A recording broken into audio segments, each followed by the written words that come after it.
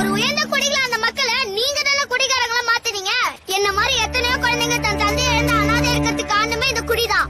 சந்தோஷத்துக்கு குடி, துக்கத்துக்கு குடி, பரிசையில பாஸ் ஆனாலும் குடி, ஃபெயில் ஆனாலும் குடி, பிறப்புக்கு குடி, இறப்புக்கு குடி, காது குத்து குடி, அப்புறம் கல்யாணத்துக்கு குடி, இப்படி எல்லாத்துக்கும் குடி. நாடு முழுசு சாராயும் கட்டு கடங்காம ஆறு போல ஓடுது.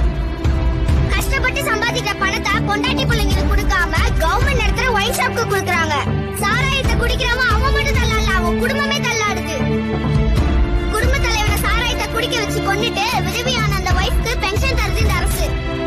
கற்கை நின்றே பிச்சை புகினும் கற்கை நின்றே சொன்னது அந்த காலம். பிச்சை எடுத்தாலும் குடின்னு சொல்றது இந்த காலம். இந்த நாட்டுல குடிக்காக பிச்சை எடுக்கிறவங்க நிறைய பேர் ஆயிட்டாங்க. சயின்டிஸ்ட் ஆக வேண்டியவன், டாக்டர் ஆக வேண்டியவன்லாம் இப்போ வீக்ல குடிநோயாளியாய் முடங்கி கிடக்குறான். வாங்க நம்ம எல்லாரும் ஒன்னா சேர்ந்து போராடலாம்.